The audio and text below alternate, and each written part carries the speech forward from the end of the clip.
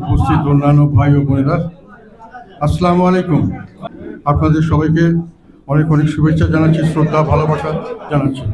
এত অল্প সময়ের ভিতরেই আপনারা আমাদের এখানে উপস্থিত হয়েছেন, সেই জন্য আপনাদেরকে আমি ধন্যবাদ জানাচ্ছি, কৃতজ্ঞতা জানাচ্ছি যে যতবারই আমরা আপনাদের দেখেছি, আপনাদের সহযোগিতা কামনা করেছি, আপনারা এসেছেন, আমাদের বক্তব্য নিয়েছেন এবং প্রচারের ব্যবস্থা করেছেন। আমাদের পক্ষে যেটা আমাদের রাজনীতির পক্ষে আমরা মনে করি অনেক সুফল বয়ে এনেছে। সেই কারণে আপনারা আমাদের কাছে অনেক কৃতজ্ঞতার আমি জানাচ্ছি আপনারা আমাদের অনেক কাছের মানুষ আমি মনে করি। আজকে জাতি একটা ক্রান্তিকাল অতিক্রম করছে, বিভিন্নভাবে সব কিছুর মধ্যে একটা অস্থিরতা দেখা যাচ্ছে। যাই হোক, আমরা আজকে আমাদের যেটার জন্য আপনাদের এখানে ডেকে এনেছি সেটা হলো সাংবিধানিক কাঠামোতে সংস্কারের লক্ষ্যে আমরা কিছু প্রস্তাব দিয়েছি, সেগুলো এখানে বলবো। তার আগে আমি এই প্রস্তাবের পটভূমি, কেন আমরা এই প্রস্তাব দিচ্ছি, কি প্রেক্ষিতে এগুলো প্রয়োজন হলো, এগুলো নিয়ে দুই চারটি কথা বলতে চাই। পরবর্তীতেও আমি এছাড়াও নির্বাচন বিষয়েও কিছু কথা বলবো। তো আমার বক্তব্যগুলি হয়তো দীর্ঘ সময় লাগতে পারে। আমি আশা করব যে আপনারা মনোযোগ দিয়ে শুনবেন এবং তারপরে আপনাদের কোনো প্রশ্ন থাকলে সরাসরি আমাকে জিজ্ঞাসা করবেন। আমি সমস্ত প্রশ্নের উত্তর দিতে রাজি আছি এবং উত্তর দেব ইনশাআল্লাহ। প্রেক্ষাপট আপনাদের সকলেরই জানা আছে।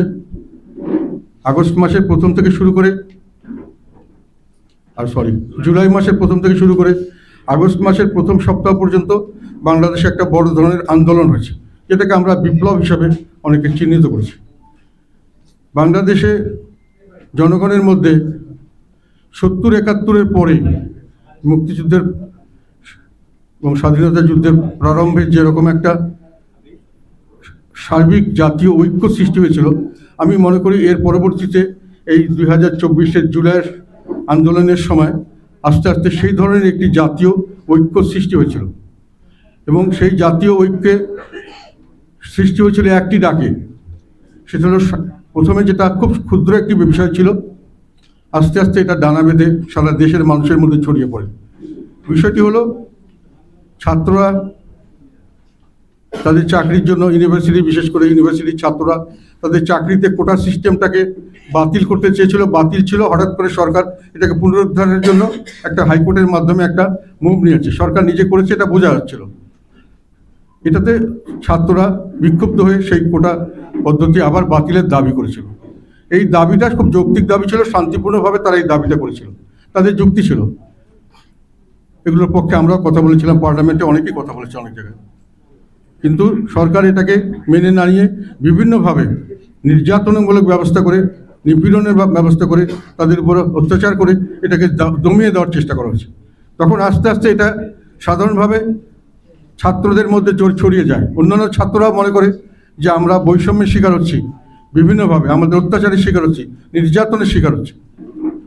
যখন সরকার এটাকে আরও বেশি করে চাপ সৃষ্টি করলো, তখন জনগণের মধ্যেই এই জিনিসটা এই মতামতটা আসলো, এই ধরনের ভাবনা আসলো যে আমরাও তো নিপীড়িত, নির্যাতিত, আমরা বিভিন্নভাবে অধিকার বঞ্চিত, বিভিন্নভাবে আমাদেরকে বৈষম্যের শিকার করা হচ্ছে। আমরা এই বৈষম্যের বিরুদ্ধে অবস্থান নিব এবং বৈষম্যের বিরুদ্ধে তারা একজোট হলো। এটা বাঙালির একটা বিশেষ বৈশিষ্ট্য। এখানে আমি বলতে চাই, বাঙালিরা আমার মনে হয় সহস্র বছর ধরে এই বৈষম্যের বিরুদ্ধে সংগ্রাম করছে এবং বৈশিষ্ট্য হলো এই সংগ্রামে তারা সর্বাত্মকভাবে নেমে পড়ে এবং যে কোনো ত্যাগ স্বীকার করতে প্রস্তুত থাকে, ত্যাগ স্বীকার করে এবং এটা অর্জন না করা পর্যন্ত তারা এটাকে ধরে রাখে। এটা বাঙালির একটা বৈশিষ্ট্য আমি ব্যক্তিগতভাবে মনে করি এবং এটা ব্রিটিশ আমলে অনেকবার হয়েছে এবং পাকিস্তান আন্দোলনেও বাঙালির যে ঐক্যবদ্ধ হয়েছিল সেটারও মূল চেতনা ছিল আমরা বৈষম্যের শিকার হচ্ছি, আমরা বৈষম্য থেকে মুক্তি চাই। এক পর্যায়ে এসে বাঙালি জাতির মধ্যে একটা ধারণা হলো বৈষম্য মুক্ত করার জন্য আমাদেরকে পাকিস্তান থেকে ছুটে আসতে হবে, আমাদের নিজের একটি দেশ করতে হবে, যে দেশটি হবে গণপ্রজাতন্ত্রী, প্রজাদের দেশ, এবং সেই প্রজাদের দেশে আমরা নিজেরাই নিজেদের দেশ শাসন করব। আমাদের কথা মতো দেশ চলবে, আমাদের নির্বাচিত করবো আমরা যে প্রতিনিধিদের, তারা আমাদের কথা মতো দেশ চালাবেন এবং পরবর্তীতে বৈষম্যমুক্ত একটি দেশ হবে, একটি সমাজ হবে। এই আন্দোলনের এই কারণেই স্বাধীনতা যুদ্ধ হয়েছিল, এই জন্যই মুক্তি সংগ্রাম হয়েছিল। মুক্তিটা ছিল বৈষম্যের বিরুদ্ধে মুক্তি। পরবর্তীকালে আওয়ামী লীগ আমলে এসে মানুষের অনুভব করতে থাকলো যে আমাদের সেই যে বৈষম্য মুক্তির আন্দোলন, এটা আবার ব্যর্থ হলো এবং আওয়ামী লীগ সরকার আবার নতুন করে বৈষম্য সৃষ্টি করলো, নিজেদের ভিতরে একটা কোটারি সৃষ্টি করে সারা দেশকে বিভক্ত করে, সারা দেশকে লুণ্ঠন করা, সারা দেশের মানুষের অত্যাচার নিপীড়ন চাপিয়ে দেওয়া হলো। এবং এর বিরুদ্ধে বাঙালি তখন এই যিনি আন্দোলনটাকে সেই পর্যায়ে বাঙালিরা মনে করলো যে আমরা সবাই মিলে বৈষম্য মুক্ত একটি দেশ করতে চাই। এবং সেখানে যেহেতু এই বর্তমান সরকার, তৎকালীন সরকার যে ছিল, তারা আমাদেরকে বৈষম্য করছেন এবং বৈষম্যের বিরুদ্ধে দাঁড়াতে দিচ্ছেন না, আমাদের নির্যাতন করছে, নিপীড়ন করছে, বিভিন্নভাবে অত্যাচারিত করছেন, আমরা এর প্রতিবাদ চাই। শেষ পর্যন্ত সে এক দফায় দাঁড়ালো, সেটা হলো আমরা যখন ৭১ যেটা স্বাধীনতা সংগ্রাম ছিল, এটা হলো শেখ হাসিনার থেকে আমরা মুক্তি চাই, শেখ হাসিনার আমরা পদত্যাগ চাই, পতন চাই। পতন চেয়েছিল কেন মানুষ? বৈষম্য থেকে মুক্তির জন্য। সেই বৈষম্য থেকে মুক্তির জন্য যারা এই আন্দোলনে অংশগ্রহণ করেছিলেন, তারা কি চেয়েছিলেন? আমরা আন্দোলনে অংশগ্রহণ করেছি, আমাদের ছেলে মারা গেছে, আমাদের মানুষই তখন তারা কারাগারে বন্দী হয়েছে, মামলা হয়েছে। আমরা কি চেয়েছিলাম? সাধারণ মানুষ কি চেয়েছিল? আমরা চেয়েছিলাম যে আমাদের দেশের মালিকানা আমাদের কাছে চাই। সেটা কিভাবে? যে আমরা আমাদের প্রতিনিধি নির্বাচন করবো, একটি সুষ্ঠু, অবাধ এবং অন্তর্ভুক্তিমূলক নির্বাচন চাই, যেখানে জনগণের ইচ্ছার অভিপ্রায় নির্বাচনের মাধ্যমে হবে এবং যেভাবে আমরা একটি সরকার গঠন করবো, আমাদের সরকার। পরবর্তীতে প্রশ্ন আসে যে এই সরকার, আমাদের সরকার তো আমরা আগেও পেয়েছি, আমাদের সরকার বিপুলভাবে ভোট দিয়ে আমরা আগেও পেয়েছি, কিন্তু সেই সরকার তো আমাদেরকে আমাদের শাসন তো দিতে পারেনি, সেই সরকার তো আমাদেরকে বৈষম্য থেকে মুক্তি দিতে পারেনি। কাজে আমাদের সেই ধরনের শাসন ব্যবস্থা দরকার, যেখানে আমাদের সরকার আমাদের কথা মতো চলবে, আমাদের কাছে জবাব দিতে হবে, এবং যেটাকে বলা হয়, এবং তার মাধ্যমে দেশে সুশাসন এবং সর্বোত্তকভাবে একটা বৈষম্য মুক্ত সমাজ গঠন করা হবে। কাজে আমরা চেয়েছিলাম একটি ভালো নির্বাচন, তার পরবর্তীতে আমরা চেয়েছিলাম একটি ভালো শাসন ব্যবস্থা। এটা কেন আসছে আমি একটু ঐতিহাসিক প্রেক্ষাপটটা বলতে চাই, কেননা আমরা ইতিহাসকে অনেক সময় ভুলে যাই, সময়ের আবর্তে অনেক কিছু আমাদের মনে থাকে না।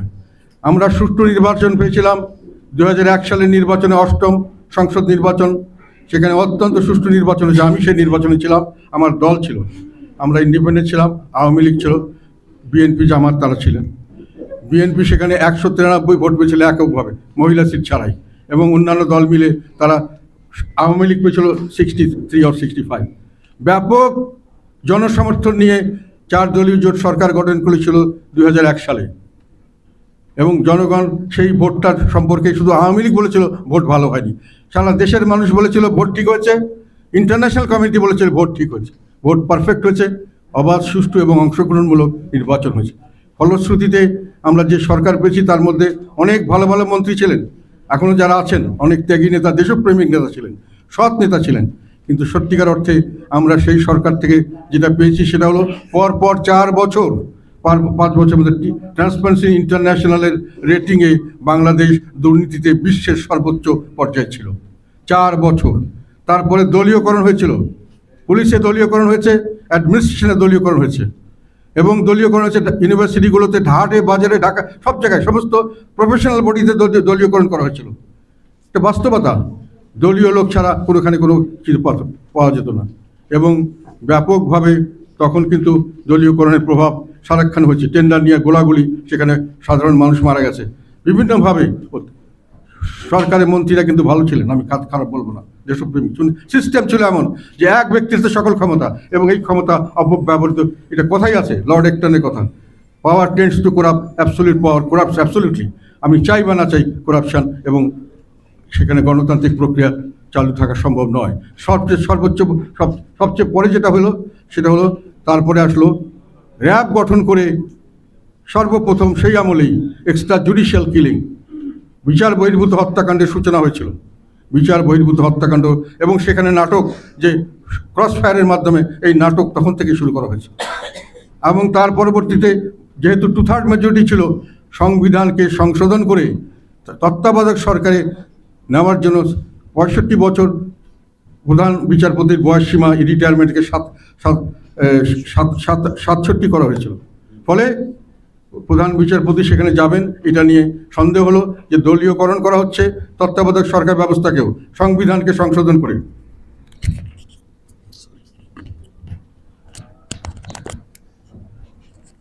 ফলে সেখানে প্রশ্ন আসলো, পরবর্তীকালে সংবিধান যখন নির্বাচন দেওয়া হলো 2007 সালের, তারপরে অনেক নাটকীয়তা হলো, আন্দোলন হলো, অনেকবার তত্ত্বাবধায়ক সরকার ব্যবস্থায় প্রধানকে হবেন চেঞ্জ করা হলো, কিছুটা আইনগতভাবে কথা হলো, কিছুটা বেআইনিভাবে করা হলো। ইতিহাস এগুলো, আমি কাউকে নিন্দা করার জন্য বলছি না, ইতিহাস আমরা ভুলে যাই সেই জন্য বলছি। এবং তার পরবর্তীতে 2007 সালের 22শে জানুয়ারিতে একটি নির্বাচন ঘোষণা করা হয়েছিল। সেই নির্বাচনে জাতীয় পার্টি বর্জন করেছিল। তারা বলেছিল এই নির্বাচন পক্ষপাতমূলক হবে না, এখানে কেয়ারটেকার সরকার, তৎকালীন সরকারের আজ্ঞাবহ। এবং পরবর্তীকালে আওয়ামী লীগ বর্জন করেছিল।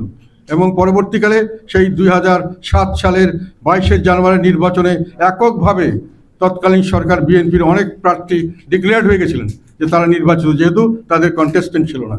খালি একদলীয় নির্বাচন এবং একক নির্বাচন শুধুমাত্র আওয়ামী লীগ করে নাই। সেখানে তার পরবর্তীতে 111-এর সরকার আসছে, এই সরকারের পরিবর্তন হয়েছে, নতুনভাবে নির্বাচন হয়েছে 2008 সালে। ফলে আমি যেটা বলতে চাচ্ছি যে নির্বাচন আমাদের শাসন ব্যবস্থার পরিবর্তন ছাড়া, এই যে বলা হয় 15 বছরের দুঃশাসন ইত্যাদি, এটা কিন্তু আরও পিছনে চলে আসা উচিত। দুঃশাসন আগেও হয়েছে এবং সেটা আমি কারো দোষ দিই না, সিস্টেমের কারণে হয়েছে। আমি এটাই বলছি বারংবার যে আমাদের সংবিধান দানব সৃষ্টি করছে, এবং আমাদের রাজনীতিবিদরা, আমাদের লজ্জার বিষয় হলো আমরা এটাকে গণমুখী না করে, অন্যান্য দেশে গণমুখী করা হয়, আমরা কেন্দ্রীভূত করেছি। যখনই সরকারে গেছি, সরকারের ক্ষমতা বাড়িয়েছি, সরকারের প্রধানের ক্ষমতা বাড়িয়েছি, সেটার থেকে বিভিন্নভাবে ফায়দা লোটার চেষ্টা করেছি। এই কারণেই সংবিধান সংশোধনের প্রশ্ন আসে। কেননা আবার 2008 সালে নির্বাচন, আমরা তখন মহাজোটে ছিলাম, যার জন্য আমাদের দোষর বলা হয়। তখন আমরা মহাজোটে থাকাটা কি অযৌক্তিক ছিল? না, আমি কাউকে বলতে বলিনি, এটা আমি চিন্তা করতে বলেছি। কারণ তখন তো আমরা আন্দোলন করেছিলাম একটা বিষয়। পরবর্তীকালে আমরা সেখানে সেই মহাজোটে গিয়ে যে 2008 সালে অত্যন্ত সুষ্ঠু নির্বাচন হয়েছে, অবাধ, সুষ্ঠু এবং অন্তর্ভুক্তমূলক, সবাই অংশগ্রহণ করেছে। সেখানে কিন্তু আওয়ামী লীগ এককভাবে সংখ্যাগরিষ্ঠ পেয়েছে বিপুলভাবে, আমাদের ছাড়াই। আমরাও কিন্তু 27টা বা সব শুধু মিলে 27টা 300 আসন পেয়েছিলাম। বিএনপি পেয়েছিল 29টা আসন, আমাদের কাছাকাছি ছিল। একেবারে অবাধ সুষ্ঠু নির্বাচন। দোসর বলা হয়, আমি আবার বলছিলাম, আমি ছিলাম একমাত্র মহাজোটের মন্ত্রী সেই আমাদের দলের তরফ থেকে। আমি শেখ হাসিনার কোনো নির্দেশ যেটা আমি মনে করেছি কল্যাণমূলক নয়, জনস্বার্থে নয়, সেটা আমি করিনি। এবং এই কারণে আমি একবার রেজিগনেশন পর্যন্ত দিতে গিয়েছিলাম। আমার রেজিগনেশন অ্যাকসেপ্ট না করে, ইনকোয়ারি করে আমার কথাটা মেনে নেওয়া হয়েছে, যার জন্য আমি রেজিগনেশন দিইনি। সেই জায়গায় বলছি, আমরা কোনো সময় অবৈধ কোনো কাজে কোনো সরকারের সঙ্গে থাকার সময়ও আমরা তাকে সমর্থন করি নাই। তো এরপরে সেই সরকার, সেটাও ছিল সম্পূর্ণ নির্বাচিত সরকার, অবৈধ সরকার নয়, নির্বাচিত শুধু নয়, এথিক্যালি এবং আইনগতভাবেও এটা একটা সঠিক সরকার ছিল। কিন্তু তারপরে তারা যেটা করেছে সেটা হয়তো ভালো করেনি বা ভালো করছে। সেটা আমি যেটা বললাম, সংবিধান থাকাতে তারা সংবিধানকে সংশোধন করে তত্ত্বাবধায়ক সরকার ব্যবস্থা উঠিয়ে দিয়েছে। পরবর্তীকালে অনেক কিছু বেসিক রাইটস কার্টেল করা হয়েছে, অনেকখানি জনগণের অনেক কিছুতে সংবিধানের 1/3 পর্যন্ত 15th অ্যামেন্ডমেন্ট করে তাকে কোনো সময় পরিবর্তন করা যাবে না, এই ব্যবস্থা করা হয়েছে, যেগুলি যুক্তিসঙ্গত কিছু নয়।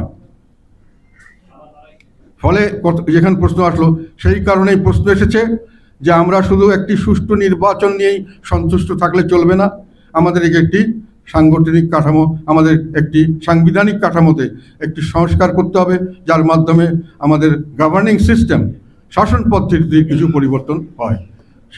সেই প্রেক্ষিতেই আমরা এই প্রস্তাবগুলো দিচ্ছি।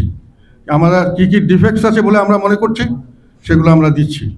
এবং পরবর্তীতে এটা দেওয়ার পরে আমি আমাদের নির্বাচন ব্যবস্থা সম্পর্কেও কিছু কথা বলতে চাই।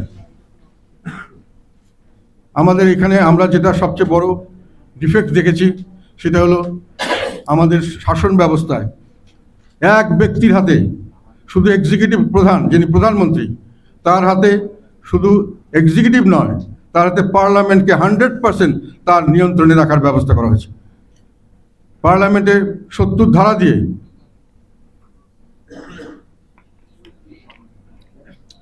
ধারা দিয়ে দলীয় নেতাদের অন্য কোনোভাবেই দলের সমর্থনের বাইরে, দলেরকে সমর্থন ছাড়া অন্য কোনোভাবে ভোট দেওয়ার কোনো অধিকার দেওয়া হয় নাই।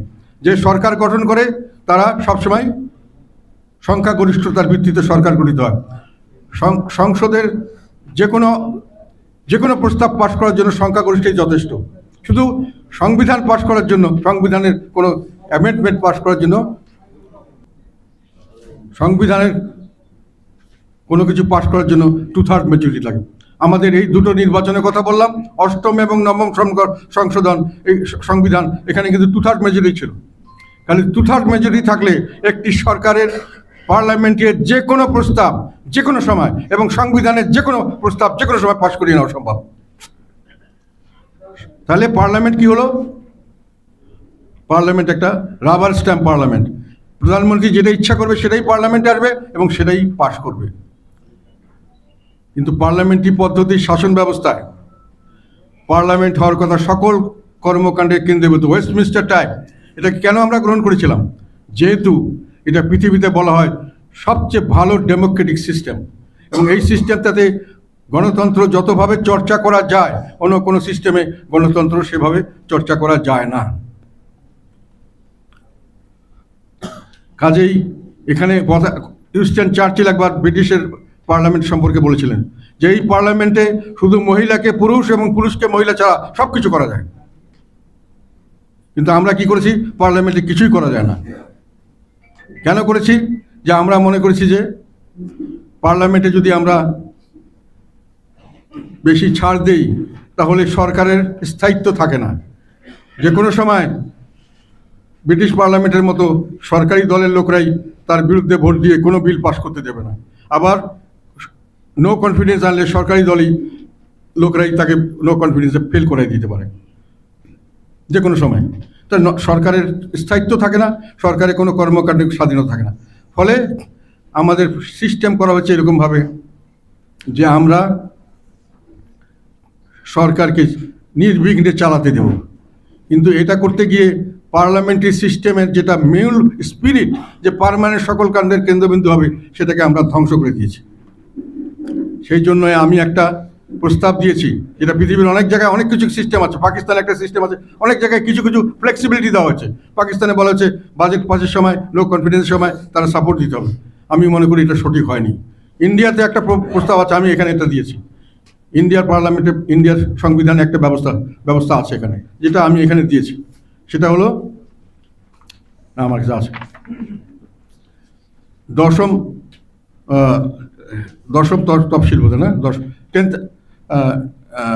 10th শিডিউল 10-এর 3 প্যারাগ্রাফে বলা আছে যে কোনো দল, সরকারি দল হোক যে দলের হোক, যদি 1/3 মেম্বার স্প্লিট হয়ে যায়, আমরা যদি মনে করি 1/3 যে একসাথে হয়ে গেলাম এবং তারপরে আমরা যে কোনো দিকে ভোট দেব, কমপক্ষে 1/3 হতে হবে। তাতে করে হর্স ট্রেডিং, মানে পয়সা দিয়ে কিনে নিবে আমাদের পার্লামেন্টে, যেটা আমরা ভয় করি যে আমাদের লোকের ফাইন্যান্সিয়াল বা অন্যান্য লোভ লালসা ব্রিটিশের চেয়ে বেশি, আমাদের স্ট্যান্ডার্ড অফ এথিক্স কম, ফলে আমরা সেখানে যেতে পারি না, আমরা হট করে পয়সায় বিক্রি হয়ে যায়। ইন্ডিয়া তো সেটা আছে, পাকিস্তানে আছে, অনেক দেশে আছে। ফলে এটাকে রেস্ট্রিকশন করলে 1/3 যদি হতে হয় তাহলে আমি একদিকে দিতে পারবো। এটাতে করে কিন্তু পার্লামেন্ট ফ্লেক্সিবল থাকবে। At the same time horse trading সহজ হবে না, কারণ 1/3 না হলে আমি যদি কোনো একটা লোককে একটা বিলের পক্ষে ভোট দিতে চাই, তাহলে একজনকে আনলে হবে না, একসঙ্গে দলের 30 জন থাকলে 10 জনকে কিনতে হবে। এবং সরকারি দলের এগেইনস্টে যদি নো কনফিডেন্স আনতে চাই 151 যদি হয়, তাহলে তাকে কমসে কম তার থেকে আমার ওই 1/3 মানে 51 জন লোককে আমার ছুটি আনতে হবে, হুইচ ইজ ডিফিকাল্ট। এটা ইন্ডিয়াতে কাজ করছে, এই জন্য আমি এটা সাপোর্ট করেছি, এটার জন্য আমি প্রস্তাব দিয়েছি। আর সেকেন্ড প্রস্তাব হলো যে অনেক সময় দেখা যায় যে একটা ব্যালেন্স করা যায় কিভাবে, যদি পার্টির প্রধান যদি প্রধানমন্ত্রী না হন, তাহলে প্রধানমন্ত্রী আর পার্টির প্রধানের মধ্যে একটা ব্যালেন্স হতে পারে। প্রধানমন্ত্রী একটা করতে যাচ্ছেন, পার্টি প্রধান রাজি না হলে একটা ওখানে হতে পারে। আমি সেই জন্য বলেছি পার্টি প্রধান এবং সরকার প্রধান যেন এক ব্যক্তি না হয়, এটা আমাদের প্রস্তাব। আর থার্ড করেছি যেটা অনেক সময় দেখা যায় এক ব্যক্তি বেশি দিন সর্বোচ্চ ক্ষমতায় থাকলে সে ক্ষমতাটাকে অপব্যবহার করে, সাধারণত বেশি করে নিজের ক্ষমতা নিজে আঁকড়ে থাকতে চায় এবং যার ফলশ্রুতিতে একটা স্বৈরাচারী সিস্টেম চালু করার চেষ্টা করে, চেঞ্জ করার চেষ্টা করে, তার একটা পার্সোনাল ইনফ্লুয়েন্স সৃষ্টি হয়। এই জন্য দুইবারের বেশি প্রধানমন্ত্রী থাকতে পারবে না। আমাদের সংবিধানে কিন্তু দুইবারের বেশি প্রেসিডেন্ট থাকতে পারবে না এই সিস্টেম আছে, কিন্তু প্রেসিডেন্ট এখন কোনো ক্ষমতা নাই। আমি এখনও মনে করি ওটা আবার রাখা উচিত, যেহেতু পরবর্তীতে আমি প্রস্তাব দিচ্ছি যে প্রেসিডেন্টের ক্ষমতা বাড়াতে হবে, সেটার জন্য প্রেসিডেন্টও ক্ষমতাশালী হবেন, ফলে তাকেও আমাকে রেস্ট্রিক্ট করতে হবে, দুইবারের বেশি যাতে না হতে পারে। ওটা এখন আছে, আমরা ওটাই রাখতে চাই। আর একটা, এই পার্লামেন্টকে ব্যালেন্স করছে বলছে আমরা স্থিতিশীল করতে গিয়ে পার্লামেন্টকে এমনভাবে স্থিতিশীল করেছি যে ওনার যে পার্লামেন্টের মানে পায়ের ভিতর দিয়ে শিকড় গজিয়ে গেছে, ও আর হাঁটাচলা করতে পারছে না, অগ্রসর হতে পারছে না, দেশ অগ্রসর হতে পারবে না। আমরা এর থেকে কিছুটা ছুটিয়ে দিলাম, মানুষে পার্লামেন্টকে ওয়ার্কেবল হবে এবং ফাংশনাল হবে, পার্লামেন্টের কাছে জবাব দিতে থাকবে এবং পার্লামেন্টের কাছে জবাব দিয়ে থেকে প্রধানমন্ত্রীকে যে কোনো জিনিস যে কোনো সময় করিয়ে নিতে পারবেন না। পার্লামেন্টের লোকরা, তার দলের লোকরাই এটার বিরোধিতা করতে পারবেন যদি একত্রিত হতে পারেন, অন্যান্য দলে তো পারবেন না। আর একটা যেখানে আমরা বলেছি সেটা হলো যে দুইবারে বেশি হতে পারবে না, একটা হলো, আর থার্ড হলো 70 অনুচ্ছেদ। এরপরে যেটা নিয়ে আমি কথা বলেছি এখানে সেটা হলো 15th অ্যামেন্ডমেন্ট। আমি যেটা আগেই বললাম, আমাদের পঞ্চদশ সংশোধনী করে কেয়ারটেকার সরকারকে আমরা কেয়ারটেকার সরকার ব্যবস্থাকে বাতিল করা হয়েছে। আমি মনে করি যেটা, এবং তার পরবর্তীতে 7A এবং 7B, 7-এর ক এবং 7-এর খ, এই দুটোকে ইন্ট্রোডিউস করা হয়েছে। এই দুটো হলো, একটা হলো 7-এর ক হলো যে আমাদের যে কোনো ধরনের কোনো কিছু করতে গেলে, সরকার পরিবর্তনের জন্য সাংবিধানিকভাবে অন্য কিছু করতে গেলে দেশদ্রোহিতা হিসেবে কঠোর শাস্তির ব্যবস্থা। এটা আমি মনে করি আমাদের বর্তমান পরিস্থিতিতে এরকম ধরনের পরিবর্তন হওয়ার সম্ভাবনা থাকে, কাজে এটাকে এই রিজিট করার দরকার ছিল না, এটা রিজিট করাটা ঠিক হয়নি, এটা বাতিল করা উচিত। আর 7-এর ক্ষয় হলো আমাদের যতগুলি অর্ধেকের 1/3 মতো সংবিধানের আর্টিকেল বলা হচ্ছে, এগুলোকে কোনো সময় চেঞ্জ করা যাবে না। এটা অত্যন্ত অযৌক্তিক। একটা বর্তমান পার্লামেন্ট ভবিষ্যতের পার্লামেন্টকে কোনো কিছু রেস্ট্রিক্ট করতে পারে না, পার্লামেন্টের হাত পা বেঁধে দিতে পারে না, এটা গ্রহণযোগ্য নয়। আজকে আমি পার্লামেন্টে আছি, কালকে আমার আগামী প্রজন্ম একটা পরিবর্তন চাইতে পারে, তাকে সেই সুযোগ দিতে হবে। কাজে এইটা বাতিল করলে এটাও বাতিল হয়ে যাবে। আর একটা করা হয়েছিল যে মানুষের যে ফ্রিডম অফ অ্যাসেম্বলি, একসঙ্গে অ্যাসেম্বলি করার বিষয়ে কিছু কন্ডিশন দেওয়া হয়েছিল 38 ধারা অনুযায়ী। আমরা মনে করি পঞ্চদশ সংশোধনী বাতিল হলে এটাও বাতিল হয়ে যাবে। ফলে এটাও আমরা চাচ্ছি যে এটা বাতিল করার জন্য আমরা কোর্টে একটা কেস হয়েছে, আমরা খুবই আশাবাদী এবং কোর্টে এটা কেস করলে এটা বাতিল হবে, কারণ এখানে দুটো ডিফেক্টস আছে। এইটার মধ্যে দুটো ডিফেক্ট, একটা যেটা বললাম একটু আগে যে ভবিষ্যৎ কাজকর্মকে বেঁধে দেওয়া পার্লামেন্টকে, এটা কোনো পার্লামেন্টের ফাংশন হতে পারে না, এটা যুক্তিসঙ্গত নয়। আর 2 নম্বর হলো তখন প্রভিশন ছিল যে গণভোট ছাড়া কোনো পার্লামেন্টের কোনো কিছু সংবিধান সংশোধন করা সম্ভব নয়, কিন্তু এনারা কোনো গণভোটের ব্যবস্থা করেননি, গণভোট ছাড়া এটা করা হয়েছে, ফলে এটা টেকনিক্যালি মিস্টেক।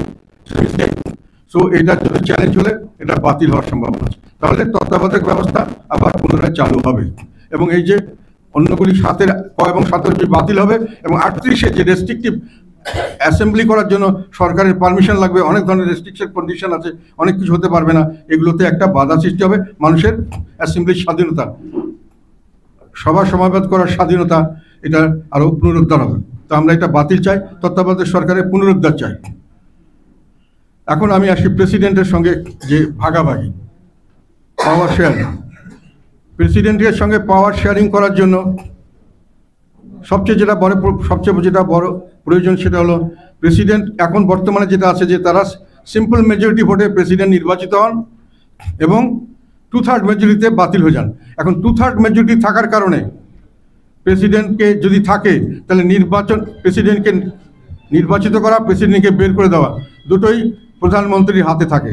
সেই ব্যক্তি যাকে প্রধানমন্ত্রী যে নির্বাচিত করেন, যে কোনো সময় বের করে দিতে পারেন, সেই ব্যক্তি কোনোদিনই প্রধানমন্ত্রীর নির্দেশের বাইরে, তার ইচ্ছার বাইরে কিছু করতে পারবেন না। তার একেবারে বাড়ির মানে পারপাস সার্ভ করার জন্যই তাকে রাখা হয়েছে, এরকমই মনে হবে। বর্তমান প্রেসিডেন্টের অবস্থা এরকম। এবং এটার উদাহরণ আমি আরেকটা দিই। অষ্টম সংসদে 2001 থেকে 2006 পর্যন্ত যে সংসদ চলেছে, সেখানে প্রেসিডেন্ট ডক্টর বদরুদ্দোজা চৌধুরী, উনি বিএনপির ফাউন্ডার মেম্বারদের মধ্যে একজন ইম্পর্টেন্ট মেম্বার, উনি প্রেসিডেন্ট ছিলেন, তাকে কিন্তু অভিশংসন বা ইমপিচ করা হয়েছিল 2/3 মেজরিটি থাকার কারণে। তো সেই জন্য প্রেসিডেন্টদেরকে যদি আমরা এমনভাবে ভার্নারেবল করি যে ওনারা যে কোনো সময় ইচ্ছা মতো আসবেন, ইচ্ছা মতো যাবেন, তাহলে সেই প্রেসিডেন্টের দ্বারা বড় কোনো কাজ করানো সম্ভব নয়। উনি প্রধানমন্ত্রীর নিয়ন্ত্রণেই থাকছেন। সেই কারণে আমরা প্রেসিডেন্টকে বলতে চাই একজন সর্বজন শ্রদ্ধেয় ব্যক্তিত্ব হবেন এবং সেইভাবে তাকে নির্বাচিত করতে হবেন।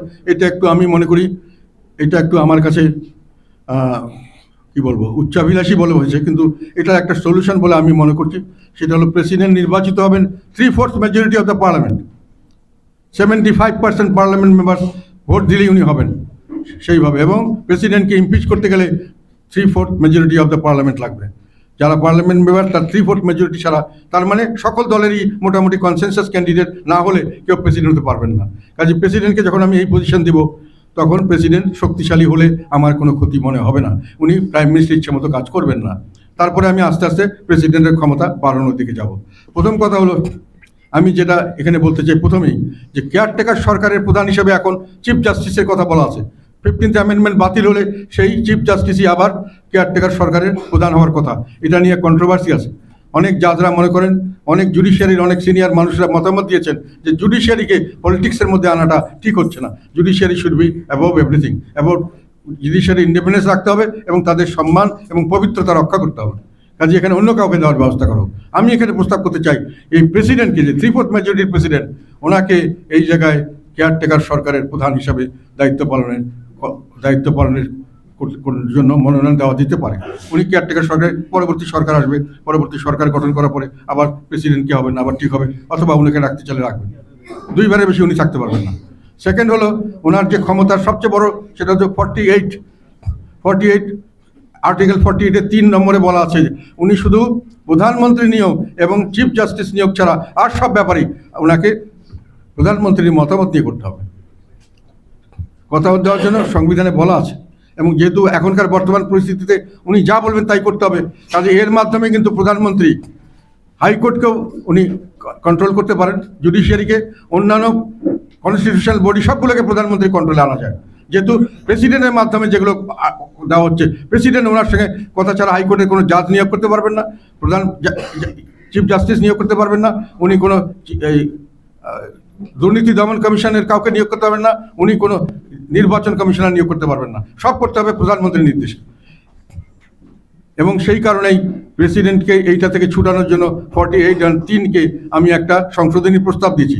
সেখানে বলছি প্রধানমন্ত্রীর নির্বাচন পরে উনি দিবেন স্বাভাবিক মেজরিটি পার্টি, আর চিফ জাস্টিসকে উনি দিবেন ইন্ডিপেন্ডেন্টলি, আর বাকিগুলোকেও উনি দেওয়ার জন্য সংবিধানে আমাদের সেইভাবে ব্যবস্থা রাখতে হবে, এবং সেই ব্যবস্থাটা প্রধানমন্ত্রীকে বাদ দিয়ে করতে হবে অন্যভাবে, সেটা আমরা প্রস্তাব করেছি। কাজেই ওইটার জন্য আমি মনে করি ওই সংশোধনীটি অত্যন্ত জরুরি, যে আমরা তখন আমাকে প্রেসিডেন্টকে ওইভাবে শক্তিশালী করার জন্য ব্যবস্থা নিতে হবে, এবং সেইভাবে শক্তিশালী করার জন্য প্রথম কথা হলো ওনারকে ফ্রি করে দেওয়া হয়।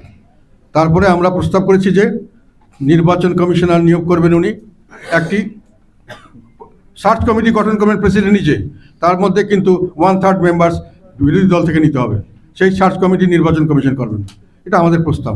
তারপর আমরা বলছি যে ওই হাইকোর্টের চিফ জাস্টিস থেকে শুরু করে অন্যান্য সব ব্যাপারে উনি ওই একটা কমিটি করা হবে, সেই কমিটি আমরা প্রস্তাব করেছি এখানে। সেই কমিটির মাধ্যমে চিফ জাস্টিস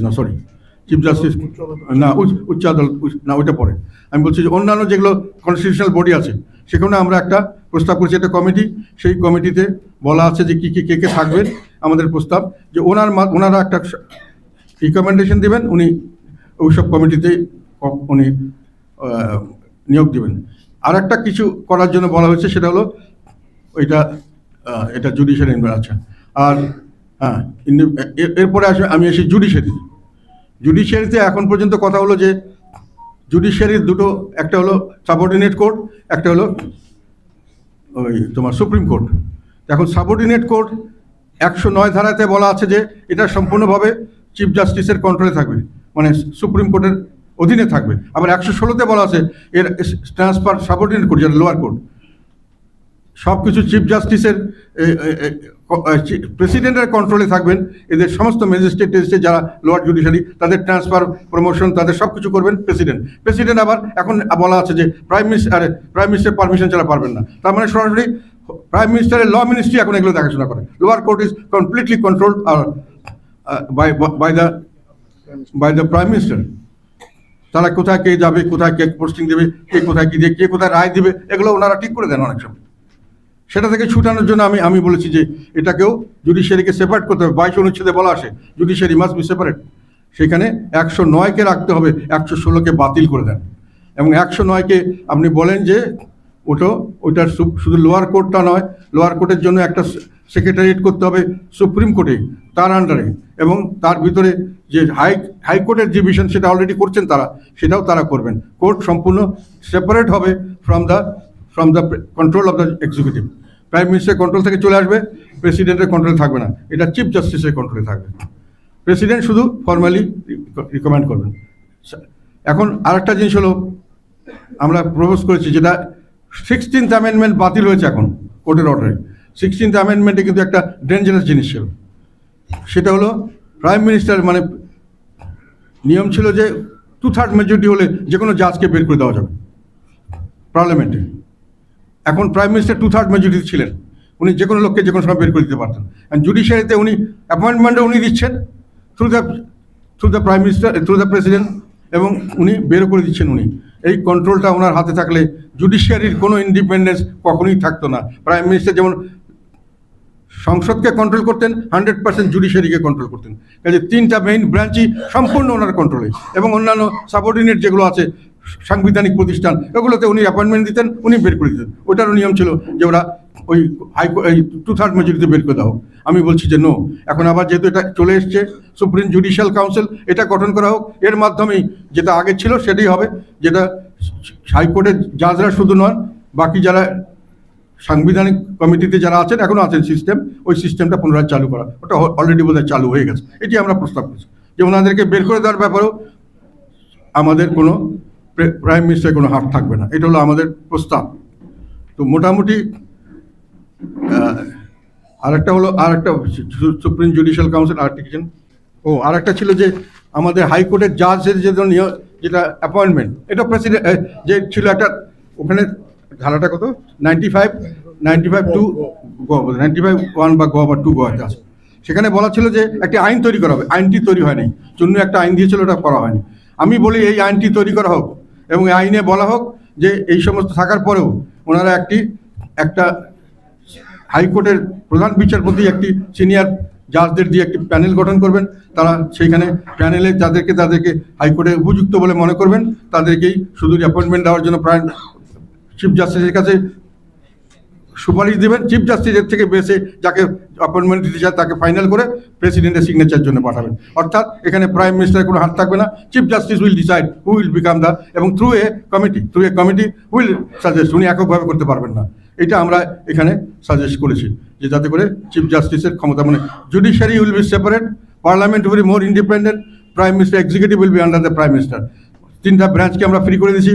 আর অন্য সকল যেগুলো সাংবিধানিক বডি আছে সবগুলোকে আমরা তাদের অ্যাপয়েন্টমেন্ট এবং তাদের রিমুভাল আমরা প্রাইম মিনিস্টার থেকে ছুটিয়ে নিয়েছি, এবং আমরা একটা প্রসেসের মাধ্যমে দিয়েছি, যেই প্রসেসে স্বাভাবিকভাবে সব ধরনের মানুষ, যেমন representation of the parliament, representation of the judiciary, representation of the civil society, representation of the bureaucrats, সবাইকে আমরা রেখেছি এই কমিটিতে। এটা আমাদের সাজেশন, এগুলোকে আমরা এইভাবে এখানে যুক্ত করতে চাই। তো ফলে আমরা যেটা এখানে সাজেস্ট করেছি আমাদের 19 পয়েন্টে, হ্যাঁ, আরেকটা ছিল মহিলা ভোট, ভেরি ইন্টারেস্টিং। আমরা এখন 50জনকে আমরা মহিলা ভোটে আমরা 50 জনকে আমরা এখানে রিজার্ভ সিট বা সংরক্ষিত আসনে আমরা নিয়োগ করার ব্যবস্থা করেছি। ওটা কিন্তু একটা আনুপাতিক হারে প্রতিনিধিত্ব নির্বাচন, ওটার একটা পদ্ধতির মাধ্যমে এটা করা হয়। ফলে প্রপোর্শনালি যে পার্টি যতটা ভোট পায় প্রপোর্শনালি তারা ওমেন সিট পায়। এটা ভোটিং সিস্টেমটা ওই ধরনের আর কি। তো ওইটা আমরা রাখতে চাই, ওটা ঠিক আছে। ওর সঙ্গে আমি একটা নতুন জিনিস যোগ করতে চাই, কারণ মহিলাদেরকে মেইন স্ট্রিমে এনে শুধুমাত্র এই রিজার্ভ সিট দিয়ে বাড়াতে এটার কোনো শেষ নেই, এবং এটা কোনো ফলপ্রসূ হচ্ছে না। এটাকে আস্তে আস্তে কমানোর জন্য ব্যবস্থা করতে হবে। তা আমি নিজে একটা প্রস্তাব এখানে দিয়েছি আমরা, সেটা হলো যে সেটা থাক, তার সঙ্গে প্রত্যেক পার্টিকে বাধ্যতামূলক করতে হবে, তারা যতগুলো নমিনেশন দেবে তার 10% তাদেরকে মহিলা আসনে মহিলা নমিনেশন দিতে হবে for direct fight with other candidates of other party. মানে যদি 300 ক্যান্ডিডেট দেয় 30 জনকে মিনিমাম দিতে হবে, না হলে তাদের বিরুদ্ধে কোনো শাস্তিমূলক ব্যবস্থা কিছু একটা আমরা বের করতে পারি, যাতে করে সাংবিধানিক যে প্রভিশন থাকে এটা দিতে হবে আইন করে, তা করলে কি হবে সেই ধরনের আমরা এটার ব্যবস্থা করতে পারি, সেটা আমরা প্রস্তাব দিয়েছি। এটার উদ্দেশ্য হলো যে তারপরে যেটা হবে, যারা হেরে যাবেন কমপ্লিট করবেন, যারা পাস করবেন, যারা হেরে যাবেন রিজার্ভ সিট যে 50টা আমরা দেব, এই পার্টি যদি তার থেকে 10টা পায় বা 5টা পায়, সেই 5-এর সময় তাদেরকে দিতে হবে মাস্ট, যে যারা কম্পিটিশন করেছেন বাট ফেল করেছেন তাদেরকে দিতে হবে 1, 2, 3, 4 করে। তাহলে মানুষের কম্পিটিশন করার দিকে মহিলারা পার্টি বাধ্য হবে দেওয়ার জন্য, মহিলারা যাওয়ার জন্য চেষ্টা করবেন, সুযোগ পাবেন, এবং মহিলারা একটা ইনসেন্টিভ পাবেন যে গেলে আমি ফেল করলেও পরবর্তীতে আমার রিজার্ভ সিটে আসার একটা সুযোগ থাকবে। এভাবে আস্তে আস্তে মহিলাদের পার্টিসিপেশন ইন নর্মাল ডাইরেক্ট বাড়বে বলে আমরা বিশ্বাস করি, এবং এতে করে আস্তে আস্তে পরবর্তীকালে আমাদের রিজার্ভ সিটের জন্য যে দরকার এটা হয়তো একসময় কমে যাবে, কমতে 0 হয়ে যাবে, এটা আমাদের আশা। কাজেই এই প্রস্তাবটা আমি এখানে দিয়েছি। সাংবিধানিক এগুলো ডিটেলভাবে আমাদের পেপারে দেওয়া আছে, আমি আর এগুলোর ব্যাপারে আমার মনে হয় পুরোটা বাদ হয়নি। নির্বাচনের ব্যাপারে আনুপাতিক হারে প্রতিনিধিত্ব নির্বাচন পদ্ধতি বা PRBS, proportion representative voting system, এটার ব্যাপারে কিছু প্রস্তাব অনেক জায়গায় আমি দেখলাম এসছে, অনেকে প্রস্তাব করেছেন। এই প্রস্তাবটা মনে হয় আমার ধারণা, আমি 8th পার্লামেন্টে বা 9th পার্লামেন্টে উঠেছিলাম, এটার উপরে আমি পার্লামেন্টে বক্তব্য দিয়েছি, প্রস্তাব দিয়েছি, এটার উপরে আমি লেখালেখি করেছি, মানে একটা বাংলা পেপারে এবং একটা ইংলিশ নিউজ পেপারে লেখা আছে আমার এটার সমর্থন, এবং যে এটা 5-7টা সিস্টেম আছে, একটা সিস্টেম আমি চুজ করে এটা প্রমোট করেছিলাম। আমাদের নির্বাচনে ইশতেহারে, জাতীয় পার্টি নির্বাচন ইশতেহারে এটা আছে, কিন্তু তথাপি আমি মনে করি এই মুহূর্তে কতগুলি কারণে আমি এটার পক্ষে থাকতে পারছি না। যে পজিশন দাঁড়িয়েছে, যে প্র্যাকটিক্যাল যে অবস্থা, এত বড় ধরনের এক্সপেরিমেন্ট করা আমার মনে হয় এখন সম্ভব হবে না। নির্বাচনকে সামনে রেখে আমরা এত বড় ধরনের সম্পূর্ণ মানুষ যারা নির্বাচন নেবেন তারা জানবেন না, তাদেরকে ট্রেনিং দিতে হবে, যারা নির্বাচন কন্ডাক্ট করবেন তাদেরকে ট্রেনিং দিতে হবে, ভোটারদেরকে ট্রেনিং দিতে হবে, তারপরে ভোটিং সিস্টেম হবে, এটা এত সহজ হবে না, এটা অনেক কাম্বারসাম ব্যাপার। এটাকে এখন যে পরিস্থিতি দেশের, এই শান্তশিষ্ট পরিবেশ হলে, স্বাভাবিক পরিবেশ হলে যেটা সম্ভব ছিল, আমি মনে করি এই মুহূর্তে এটা সম্ভব নয়। আরেকটি বিষয় হলো, আমি যেটা সাজেশন দিয়েছিলাম সেটাতে মানে অনেকগুলো সিস্টেম আছে, সবগুলোতেই মানে জনগণের মতামতের প্রতিফলন যত বেশি আসে, আমরা যেটা সিস্টেম সেটাতে একটা ডিফেক্ট আছে এখনো আমি দেখছি। সেটা হলো যে আমরা বলেছিলাম যে মানে মানুষে পার্টিকে দিবে, পরে পার্টির 300 ক্যান্ডিডেট যে দেওয়া হবে তার মধ্যে কাকে সে চয়েস করে, দুটো জিনিস চয়েস করবে, তাহলে এটা অনেক বেশি ডেমোক্রেটিক প্রসেস হয়, অনেক বেশি রিপ্রেজেন্টেটিভ হয়, যে আমি পার্টিকে চাই, আমি লাঙ্গল মার্কা চাই, কিন্তু আমি ওনাকে চাই না। তো তাতে করে আমি যদি 10টা সিট পাই, কে 10টা হবে সেটা পার্টি ঠিক করবে না, জনগণ ঠিক করবে। কিন্তু এখানে আমাদের দেশে বেশিরভাগ মানুষ লেখাপড়া জানে না, অনেক মানুষই জানে না, বলে তাদেরকে আমি প্রত্যেকটা 300 নাম থেকে খুঁজে বের করা কঠিন হতে পারে। তো এগুলো বিষয়ে আমি মনে করি পরবর্তীতে আরও ব্যাপার একটু ভালো করে বুঝে শুনে এগুলো দেওয়া উচিত। কাজে ওই সিস্টেমে আমরা যেতে চাচ্ছি না, এবং আমি মনে করি এই মুহূর্তে এই সিস্টেম চিন্তা করার ঠিক হবে না। আর সেকেন্ড কথা হলো, নির্বাচন, ভালো নির্বাচন বলতে কি বোঝায়, যেটাতে জনগণের রায়ের প্রকৃত প্রতিফলন হয়। আমি এটা নিয়ে লেখালেখি করেছি, অনেক বক্তব্য দিয়েছি আমি, এবং অনেকের সাথে আলাপ করেছি। এটা হলো অবাধ, সুষ্ঠু, নিরপেক্ষ পরিবেশে অন্তর্ভুক্তিমূলক নির্বাচন। অবাধ, সুষ্ঠু, নিরপেক্ষ অন্তর্ভুক্তিমূলক নির্বাচন ছাড়া সেই নির্বাচন জনগণের রায় প্রতিফলিত হয় না। আইনগতভাবে কিন্তু ঠিক হয়, আইনগতভাবে আমি যেটা বলেছিলাম 8ম সংসদ, এটা আইনগতভাবে ঠিক ছিল, আদারওয়াইজ সেখানে অবাধ, সুষ্ঠু, নিরপেক্ষ অন্তর্ভুক্তিমূলক হয়েছিল। 9ম সংসদ, যেটা আওয়ামী লীগ 2008 থেকে 2014 পর্যন্ত, সেটাও আইনগতভাবে ঠিক ছিল, এথিক্যালিও ঠিক ছিল, কারণ এটা অবাধ, সুষ্ঠু, নিরপেক্ষ এবং অন্তর্ভুক্তিমূলক নির্বাচন হয়েছিল। 2014 নির্বাচন অবাধ হয়নি, সুষ্ঠু হয়নি, অন্তর্ভুক্তিমূলক হয়নি, কাজেই কিন্তু আইনগতভাবে ঠিক ছিল। কারণ আমাদের দেশে ইলেকশন রুলসে 3 লক্ষ যদি আমার ভোটার হয়, 30,000ও যদি ভোট দেয়, তার মধ্যে যে হায়েস্ট হবে সেই নির্বাচিত হবে। এবং কেউ যদি নির্বাচনে অংশগ্রহণ না করে, একজন ক্যান্ডিডেট পাশ করে, সেটাও গ্রহণযোগ্য হবে। কাজে এটা আমাদের আইনগতভাবে এখানে কোনো ব্যত্যয় নেই, এগুলো বেআইনি নয়, আইনে হয়তো ঠিক আছে, কিন্তু এটা এথিক্যালি কারেক্ট না আমরা বলি। কেন?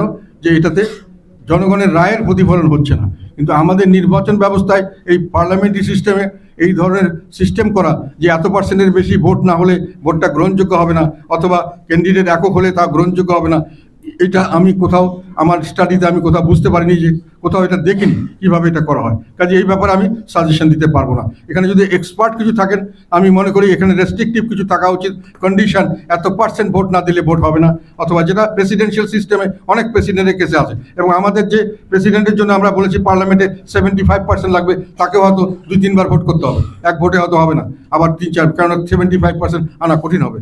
সম্ভব হয় হলে খুব ভালো, কিন্তু সেই জন্যই বলছি যে ওইরকম সিস্টেম প্রেসিডেন্সি সিস্টেমে হয়, এরকম পার্লামেন্টারি সিস্টেম আমার কোথাও জানা নেই। থাকলে আমি খুশি হতাম, থাকা উচিত ছিল। সেই জন্য 2014 নির্বাচন বৈধ হয়েছে আইনগতভাবে, 2018 নির্বাচন পার্টিসিপেশন হয়েছে, অবাধ সুষ্ঠু হয়নি, কিন্তু এটাও এথিক্যালি কারেক্ট না, লিগালি কারেক্ট। 2024 নির্বাচন পার্টিসিপেটরি হয় নাই, অবাধ সুষ্ঠু হয়নি, এথিক্যালিও কারেক্ট না, লিগালি কারেক্ট, এথিক্যালি কারেক্ট না। তাহলে আমরা কি দেখছি? এথিক্যালি কারেক্ট হতে গেলে কয়েকটা জিনিস দেখতে হবে: অবাধ, সুষ্ঠু, নিরপেক্ষ নির্বাচন এবং অন্তর্ভুক্তিমূলক নির্বাচন। সকলে participate, any citizen will be allowed to participate in 2 places. One is for contesting the election, another is for voting. কন্টেস্টও ফ্রি থাকতে হবে, ভোটিংও ফ্রি থাকতে হবে।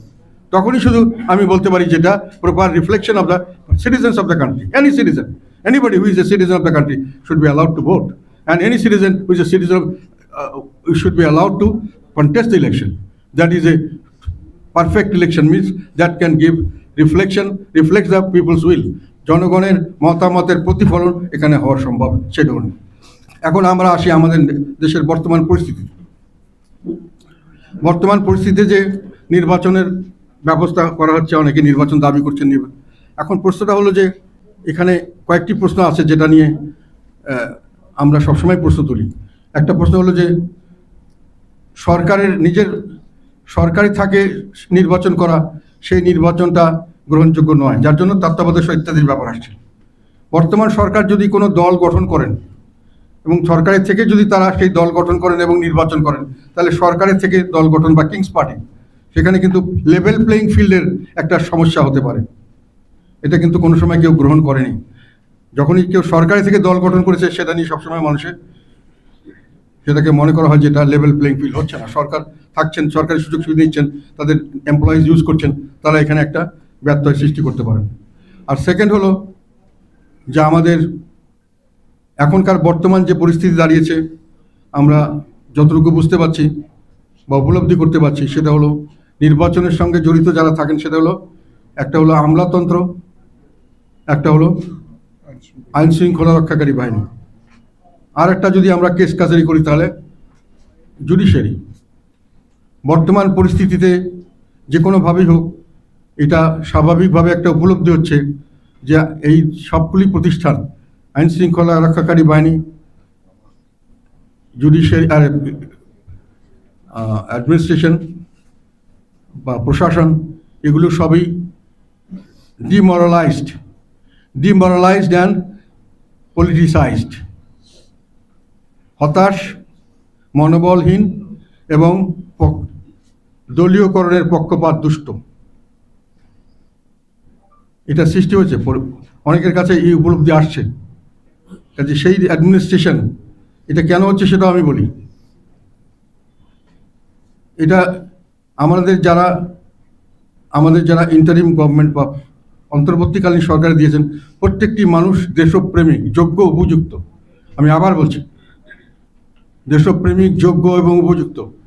এবং আমাদের চিফ যে আছেন, উনি অত্যন্ত বিশ্ববরেণ্য ব্যক্তিত্ব।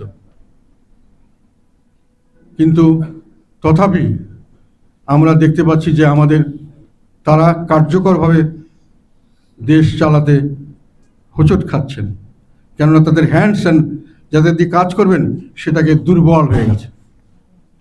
এই দুর্বল হওয়াটা কি অবশ্যম্ভাবী ছিল, নাকি এটাকে সৃষ্টি করা হয়েছে, বা এটাকে অ্যাভয়েড করা যেত? আমি মনে করি এটা অবশ্যম্ভাবী ছিল না।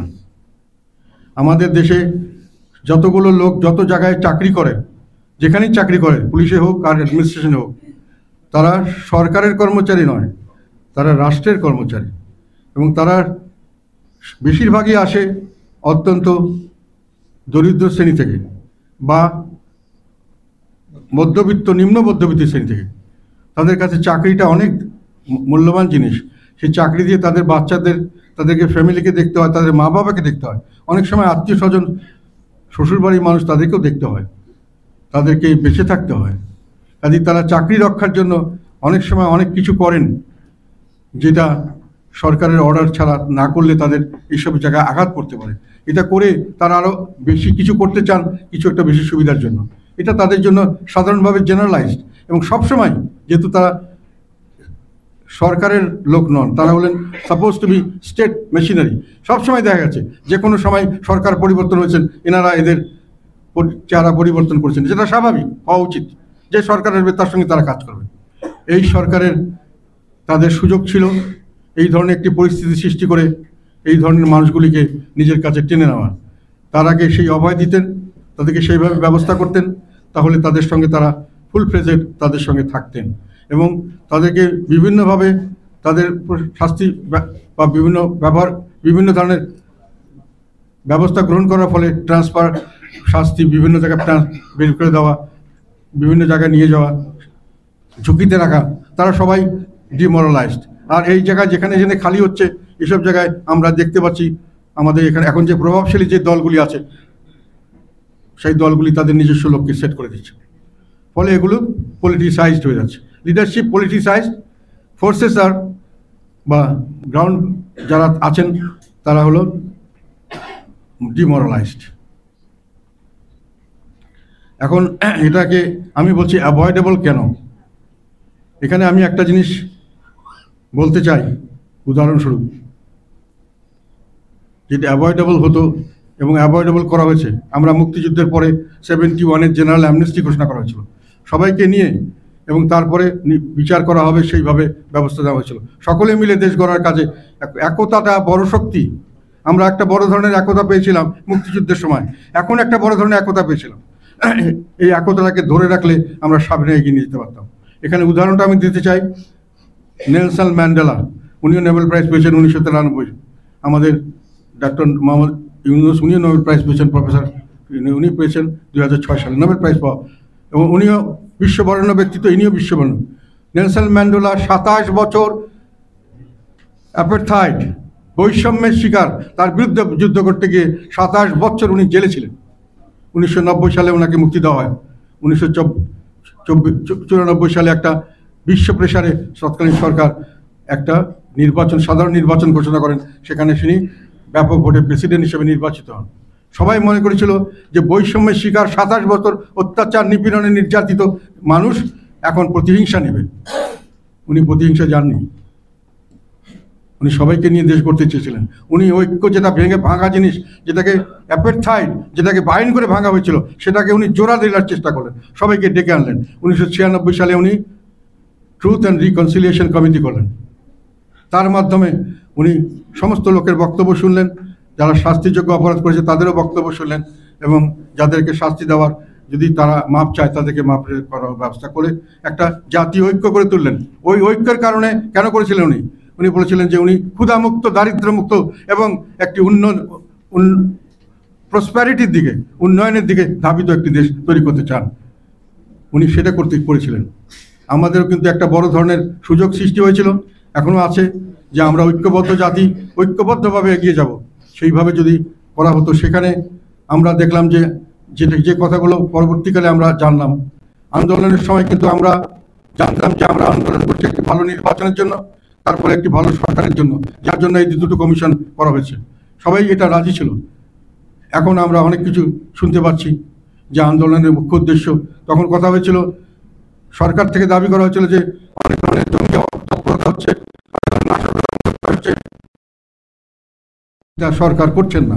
আমরা তখন সরকারকে বলছিলাম, জনগণকে বিভ্রান্ত করবেন না, এই নাটক জঙ্গি নাটক আমরা মানি না, এটা আপনারা বানিয়ে বলছেন। এখন অনেকে বলছেন যে এটার মধ্যে কিছুটা সত্যতা আছে। এখন প্রশ্ন আসে যে সত্যতা থাকলে সেটা যদি সত্যতাই থাকে এবং সেটার উপর বেসিস করে আমরা যদি ধরনের একটা সিদ্ধান্ত নিতে চাই, যেটাকে বলা হচ্ছে যে আমরা একটা আলাদা ধরনের রাষ্ট্র গঠন করব, আলাদা সংবিধান গঠন করব, তাহলে সেটা তৎকালীন সময় জনগণের সামনে প্রকাশ করা উচিত ছিল কিনা, জনগণের ম্যান্ডেট সেই হিসাবে জনগণ আমাদেরকে দিয়েছে কিনা, সেটা জানলে কি জনগণ এই আন্দোলনে এইভাবে জড়িত থাকতো কিনা। যদি আমার সংশয় হয়, যদি এরকম না থাকতো, এরকম যদি সংশয় করার কারণ থাকে, তাহলে এখন এটাকে আমি জনগণের ম্যান্ডেট হিসাবে কি ধরতে পারি? জনগণ এই রায় দিয়েছে বা এই ধরনের কার্যক্রম আমরা চালিয়ে দিতে পারি, জনগণের সমর্থন পেয়েছি আন্দোলনে জয়লাভ করে, এটা কি বলা সঠিক হবে, শোভন হবে? তখন তো আমরা এটা শুনিনি। যারা আন্দোলনে ছিলাম তারা তো জানতো না যে এই ধরনের কাজকর্মার কিছু হলেও হয়েছে। এখন এই সময় কাজে এইটার প্রশ্ন আসে যে এগুলো প্রশ্নের, আমি মনে করি যে এগুলো মানুষের মনে যাচ্ছে এখন। আর সবচেয়ে বড় কথা, আমি ইউনিটিকে যে জয় করতে পারি, আমি কখনোই প্রতিহিংসা দিয়ে সেটা করতে পারি না। সবসময় নেলসন ম্যান্ডেলা বলছেন ভালোবাসা দেব, বন্ধুত্ব দেব। আমি ভালোবাসা পাবো, বন্ধুত্ব পাবো, আমি দেশকে এগিয়ে নিয়ে যাবো সকলে মিলে, আমি একতা পাবো। আর আমরা করছি যে আমরা ঘৃণা ছড়াচ্ছি, এ খারাপ, ও খারাপ, সে খারাপ, এই জন্য দোষক। সবাই তো এক প্ল্যাটফর্মে এসেছিলেন, সবাইকে এক করে নেন, বুকে টেনে নেন, দেশকে সামনে নিয়ে যান, দেশের কাছে ভোট চান, ভোটে আপনি জড়িয়ে হবেন, আপনি কী ধরনের রাষ্ট্র গঠন করতে চান, কী ধরনের করতে চান, ভোটে জনগণ আপনাকে দিলে আপনি করবেন, কোনো অসুবিধা নেই। আমাদের এই যা পিপলস রিপাবলিক, এখানে পরিষ্কারভাবে আমাদের সংবিধানে কিন্তু কাউকে সংবিধান বা কোনো আইন করার কোনো অথরিটি দেওয়া হয়নি। আমাদের যারা শপথ নিয়েছেন সবাই কিন্তু সংবিধান সংরক্ষণ করবেন এইভাবে শপথ নেওয়া হয়েছে। আমরাও নিয়েছিলাম মন্ত্রী হিসাবে, শুধু এমপিদেরকে সংরক্ষণ করার কথা বলা নেই। এমপিরা ছাড়া এটা কেউ অ্যাপ্রুভ করতে পারবে না। যেখানে যে কোনো সংবিধান সংশোধন করেন, যা কিছু করেন, পরবর্তীকালে এটা একটা, যেহেতু এটা পিপলস রিপাবলিক, এখানে জনগণের ভোটে নির্বাচিত কোনো আইনসভা বা কোনো পার্লামেন্ট বা কিছু ছাড়া আপনি এটাকে অ্যাপ্রুভাল দিতে পারবেন না। আপনি যতই কোর্টের ভার্ডিক্ট নেন, আমার ধারণা যেই নিক, যতই জনমত হানা ভোট করেন, যতই জনমত নেন, লাভ হবে না। মার্শাল ল করার পরেও পার্লামেন্টে এসে এটাকে পাস করতে হয়েছে। সবসময় পার্লামেন্টে এসে পাস করতে হবে এবং সেই জন্য ম্যান্ডেট চাইতে হবে। পার্লামেন্টে আসেন, আপনি নতুনভাবে সংবিধান করতে চান, যা করতে চান পাস করতে পারেন, কিন্তু জনগণকে সম্পূর্ণভাবে অবহিত করেই আপনাদের এইসব পদক্ষেপ নেওয়ার কথা। না নিলে জনগণ তখন থাকতো না। এই সংশয় যদি আপনি না নিয়ে থাকেন, এটা কি শোভন? জনগণের কাছে গোপন করে কোনো কিছু কি অর্জন করা উচিত? জনগণের দেশ, জনগণ চাইলে সেটা আপনি 100 বার পারবেন। কাজে এই প্রশ্নটা আমি এই জন্যই বললাম যে নির্বাচন ব্যবস্থা নিয়ে যেটা প্রশ্ন এসছে, এখন সামনের দিকে নির্বাচন যখন হবে, যদি নির্বাচন অন্তর্ভুক্তিমূলক না হয়, সব দল পার্টিসিপেট না করে, তাহলে এটা আইনগতভাবে বৈধ হতে পারে, কিন্তু সেই একই জিনিস হবে। এবং সেটা যদি দলীয় প্রভাবমুক্ত না হতে পারে, তাহলে আওয়ামী লীগের আমলে যে নির্বাচন হয়েছে সেই নির্বাচন তো আবার হবে। এবং সেই নির্বাচনকে আমরা আইনগতভাবে যতই বৈধ বলি, এটা কি সত্যিকার অর্থে গ্রহণযোগ্য নির্বাচন হিসেবে আমাদের কাছে, জনগণের কাছে বা বিশ্ববাসীর কাছে গ্রহণ করা সেইভাবে ধরা হবে? যদি না ধরা হয় কি হবে? তাহলে কি দেশ এইভাবেই চলবে? এবং যাদেরকে আপনি বাদ দিয়ে রাখতে চাচ্ছেন, অনেকে বলছে ঐক্যের ডাক দিচ্ছেন। ঐক্যের ডাক আমরা 100 বার, ঐক্যের জন্যই আমরা সব কিছু করতে চাই, দেশবাসীকে সবাইকে নিয়ে আমরা এগিয়ে যেতে চাই। এখন ঐক্য নিয়ে যদি আপনি বলেন যারা আন্দোলনে অংশগ্রহণ করেছে তাদেরই শুধু ঐক্য, তাহলে আপনি ঠিক করছেন কে আন্দোলনে অংশগ্রহণ করেছে, কে করেনি, আপনি ঠিক করছেন নিজের ইচ্ছা মতো। তাহলে আপনার ঐক্য তো হলো আসলে অনৈক্যের ডাক। এটা তো ঐক্যের ডাক নয়, এটা তো অনৈক্যের ডাক। আপনি দেশের একটা অংশকে অনৈক্য করছেন, এটা করে কি দেশে শান্তি আসবে? আপনি বিশাল, আমি আগে এবার বলেছিলাম, যখন আমি একটা আর্টিকেল লিখেছিলাম যে বিএনপি এবং আওয়ামী লীগ, এবং আমি এটা সংসদে বক্তব্য দিয়েছিলাম, পরবর্তীকালে আর্টিকেল লিখেছিলাম, প্রথম আলোতে এসছে, সানে এসেছিল, যে কোনো একটিকে 2014 নির্বাচনে পরে যে কোনো একটিকে দলকে বাদ দিয়ে নির্বাচন হলে সেটা অন্তর্ভুক্তিমূলক নির্বাচন হবে না। এবং অন্তর্ভুক্তিমূলক নির্বাচন না হলে খালি মাঠে গোল দিয়ে যে জয়, সেই বিজয়ের কোনো গৌরব নেই, সেই বিজয়ের কোনো সুফল আসে না। সেই বিজয় সবসময় দেশে একটা বড় ধরনের একটা অস্থিরতা এবং একটা বড় ধরনের সমস্যার সবসময় আমরা জিয়ে রাখবো। এই সমস্যা আবার যে কোনো সময় এটার বিস্ফোরণ হতে পারে, দেশে বড় ধরনের একটা সমস্যা আবার ক্রিয়েট হতে। আমি বারংবার বলেছি কোনো দলকে ব্যান করতে যেন না, ব্যান করলে তার যদি জনসমর্থন থাকে তারা সরকারের বিরুদ্ধে সবসময় একটা ষড়যন্ত্রে লিপ্ত হবে, হয়তো তারা সরকারকে পতন করানোর চেষ্টা করতে পারে। সবসময় দেশে একটা অশান্ত পরিস্থিতি থাকবে, অশান্ত পরিস্থিতিতে কোনো লোক এখানে বিনিয়োগ করতে আসবে না, কোনো কিছু এখানে ডেভেলপ করতে পারবে না, কোনো মানুষ সামনে এগিয়ে নিয়ে যেতে পারবে না, সুখের শান্তিতে ঘর সংসার করতে পারবে না। এই পরিস্থিতি অ্যাভয়েড করার জন্য সকলকে ইনভলভ করা দরকার, এটি ছিল আমার আহ্বান। তখনও বলেছিলাম, আওয়ামী লীগ শোনেনি, আমি এখনও বলতে চাই, সকলকে নিয়ে একসঙ্গে আসুন, একসঙ্গে দেশ গড়ার কাজ করুন। আমরা সবাই সমর্থন, কেউ কোনো শক্তি কারো থাকবে না একে ষড়যন্ত্র করে একে নস্যাৎ করতে। যদি আমরা নিজেরা ঐক্যবদ্ধ থাকি, আমরা নিজেরা যদি দেশকে নিজের দেশ হিসেবে এগিয়ে নিয়ে যাওয়ার জন্য সংকল্পবদ্ধ হই, কেউ এখানে কেউ কিছু করতে পারবে না। এটা হলো আমার আর কি প্রশ্ন হলে বলো। আচ্ছা আমি এখন আমার মনে হয় মোটামুটি আমি যা বলার বলেছি। আর একটা কথা বলে শেষ করি, সেটা হলো আমাদের অ্যাডভোকেট সাইফুল ইসলাম আলিফ, ওনাকে কোর্টের মধ্যে হত্যা করা হয়েছে, এটা অত্যন্ত নিন্দনীয়। আমি ওনার আত্মার মাগফিরাত কামনা করছি, ওনার সংসপ্ত পরিবেশের উপর আমি একটা বিচার তো ডেফিনেটলি আমি চাই। আমরা আইনের শাসন চাই। আদালত প্রাঙ্গণ, পবিত্র প্রাঙ্গণে বিভিন্নভাবে আমরা কলুষিত করছি, এটা জাতির জন্য মঙ্গলজনক নয়, লজ্জাজনক মনে হয়, এবং এটাকে আমরা কোনো সময় সমর্থন করি না। এবং তার পরিবারজনের প্রতি আমার সহানুভূতি, আল্লাহ তাদেরকে শক্তি দেখ, আল্লাহ তাদেরকে রহম করুক, রক্ষা করুক, এটা আমার প্রার্থনা থাকবে। আমি এই আন্দোলনে যারা শহীদ হয়েছেন তাদের সকলের আত্মার প্রতি আমি মাগফিরাত কামনা করছি, এবং তাদের জন্য আল্লাহ কবুল করেন। যারা আহত হয়েছেন তাদের যেন সুচিকিৎসার ব্যবস্থা হয়, তা আমরা সবসময় দাবি করেছি।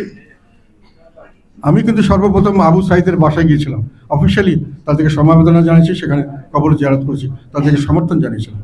তো আমি আশা করব ভবিষ্যতে আমরা দেশটাকে যেন সেই স্পিরিটে নিয়ে যেতে পারি, যে স্পিরিট নিয়ে আমাদের স্বাধীনতা যুদ্ধ হয়েছে, যে স্পিরিট নিয়ে আমাদের মুক্তিযুদ্ধ হয়েছে, বৈষম্যের বিরুদ্ধে যুদ্ধ, যে স্পিরিট নিয়ে 2024 সালে আমরা সকলে রাস্তায় নিয়েছিলাম বৈষম্যের বিরুদ্ধে, বৈষম্য মুক্ত একটি দেশ করার জন্য, যার জন্য একটি সুষ্ঠু নির্বাচন, একটি সুন্দর একটি সংবিধান, যে সংবিধানে গণতন্ত্র চর্চা হবে। এই সংবিধানে আমি আরেকটা কথা বলে এখানে শেষ করতে চাই, অনেকে অনেক কথা বলেন গণতন্ত্র পুনরুদ্ধার। আমার ধারণা মতে, এটা ব্যক্তিগত মত, বাংলাদেশে কোনো সময় গণতন্ত্র ছিল না। বাংলাদেশে কোনো শাসনের সরকারের আমলে ভালো নির্বাচন হয়েছে, ভালো গণতন্ত্র হয়নি। গণতন্ত্র যদি মার্কিং করা হয় 1 থেকে 10-এর মধ্যে, আমি এটাকে 5 মার্ক দেবো না, আমি মনে করবো 1 থেকে 2 পেতে পারে। বাংলাদেশে কোনো এখন আমাদের গণতন্ত্র যদি করতে হয় নতুনভাবে চিন্তা করতে হবে, এবং সকলের সহযোগিতা লাগবে। আমি এই প্রস্তাবগুলো উত্থাপন করেছি, বিশেষ করে সংবিধানের প্রস্তাবগুলো, এগুলো আমরা তত্ত্বাবধায়ক সরকার যদি ওনারা চান, ওনার কাছে আমরা ইন্টারিম গভর্নমেন্ট, অন্তর্বর্তী সরকারের কাছে আমরা জমা দেব, আমাদের প্রতিনিধিকে ওনারা যদি চান দেখতে পারেন। আর আমরা এটা সাধারণভাবে, আমি সমস্ত সচেতন নাগরিক এবং সাধারণ নাগরিক এবং আমাদের রাজনৈতিক দলগুলির জন্য পেশ করেছি, সকলের মতামতের ভিত্তিতেই এগুলো শুধু গ্রহণ করা সম্ভব, এবং সকলের মতামত হবার জন্য আমি যুক্তি দিয়েছি। আপনারা বিবেচনা করবেন, ভবিষ্যতে যদি এটা মনে করেন কাজে লাগবে, এটাকে কাজে লাগবেন। এই হলো আমার আহ্বান। এখন আপনারা কোশ্চেন করতে পারেন, আমাকে কোশ্চেন করবেন, আমি অ্যান্সার করব ইনশাআল্লাহ। I understand your point. 2014 নির্বাচনে তখন কথা ছিল, আমরা তখন একসাথে সংসদে ছিলাম, এবং আমাদেরকে শেখ হাসিনা তখন প্রধানমন্ত্রী ছিলেন, উনি আমাদের সবাইকে আশ্বাস দিয়েছিলেন যে আমাদের দেশটা কেন ব্যতিক্রম হবে। ভারত, শ্রীলঙ্কা সব জায়গায় তত্ত্বাবধায়ক সরকারের ব্যবস্থা ছাড়াও, নেপাল সব জায়গায় করতে পারে, আমরা পারবো না কেন? আমরা চেষ্টা করি, দেখেন আপনারা কোঅপারেট করেন, আমরা একটা সুন্দর নির্বাচন ব্যবস্থা করব তত্ত্বাবধায়ক ব্যবস্থা ছাড়াও। আমরা মনে করেছিলাম যে সেটা উনি করবেন, কিন্তু 2014 সালে নির্বাচনে যখন ব্যবস্থা হলো, আমাদের নেতা আলহাজ হোসেন মোহাম্মদ এরশাদ বলেছিলেন যে আমরা নির্বাচন করব এই সরকারের অধীনে, ঠিক আছে, কিন্তু সব দলকে আনতে হবে, সব দল না আসলে আমরা এই নির্বাচনে যাওয়া ঝুঁকিপূর্ণ মনে করি। এবং উনি যেতে চাননি, যার ফলে আমি যাইনি, আমার সঙ্গে আমাদের 90% মানে 270 জন যায়নি, এবং তারপরে আমাদেরকে জোর করে ধরে ঈশ্বর সাহেবকে দিয়ে নির্বাচনে আনা হয়েছে। এটা হলো বাস্তবতা। আমরা গত 15 বছর না, যদি কেউ অপরাধ করে থাকে, আমরা আইনের শাসন চাই। আইনের শাসন অর্থ হলো যে দুষ্টের দমন এবং শিষ্টের পালন, যেই করবে তবে বিচার করে করতে হবে, অবিচার করে নয়, হুইমসিক্যালি নয়। যেমন আমাদের সকলের নামেই মার্ডার মামলা দেওয়া হচ্ছে, বিচার করতে হবে। আপনি বললেই তো হবে না। সেই জন্য আমি বলছি আমরা আইনের শাসন চাই। সুশাসনের জন্য দুটো জিনিস দরকার, একটা হলো আইনের শাসন, একটা হলো ন্যায় বিচার ভিত্তিক সমাজ ব্যবস্থা। আমরা এটাই চাই, সুশাসন। এবং সেখানে যে যখন যেটাই করেছেন, যদি অপরাধ করে থাকেন তার বিচার আমরা চাই, কিন্তু অপরাধের বিচার করতে হবে এবং অপরাধ দেখে প্রমাণ করে বিচার করতে হবে, তারপরেই আমি মনে করি এটা গ্রহণযোগ্য হবে। অফকোর্স অফকোর্স আমরা যখন বিএনপিকে তারা বাদ দিয়ে নির্বাচন করতে চেয়েছে, আমরা বাধা দিয়েছি। যখন জামাতকে বাদ দিয়েছে কিছুদিন আগেও, এই আন্দোলনের সময় জামাতকে যখন বাদ দেওয়ার জন্য কথা বলেছে, আমি বলেছিলাম যে বাদ দেওয়ার এখতিয়ার কোনো সরকারকে কেউ দেয়নি। তাদেরকে ইলেকশনে আসবেন, ওনারা ইলেকশনে যদি পাস না করতে পারেন, ফেল করেন, জনগণ তাকে বাদ দেবে। এইটা এখতিয়ার জনগণের, এটা এখতিয়ার কোনো সরকারের নেই। আপনারা শুধু যারা সন্ত্রাসী বলে, যারা দেশদ্রোহী এবং যারা যেটাকে বলা হয় এক্সট্রিমিস্ট রাজনীতি, যেটা নাশকতার রাজনীতি করে, তাদের ছাড়া আপনি কাউকে ব্যান করতে পারেন না। এটা আমি তখনই বলেছিলাম। আমি জামাতের কারণ সময় তুমি চেক করে দেখতে পারো, জামাতের আওয়ামী লীগের আমলে এটার বিরুদ্ধে আমি বলেছিলাম, জামাতকে সমর্থন করে, যে জামাতের কে ব্যান করা আওয়ামী লীগের পক্ষে সঠিক হচ্ছে না। এটা যা, এবং আমি সংসদে এটা বলেছি যে এগুলো ব্যান করলে আলটিমেটলি দেশে একটা অরাজকর পরিস্থিতির সৃষ্টি হবে, দেশ কোনো সময় স্টেবল হবে না, দেশের স্বাভাবিকতা থাকবে না, দেশ অচল অবস্থা সৃষ্টি হতে পারে আর সামনের দিকে।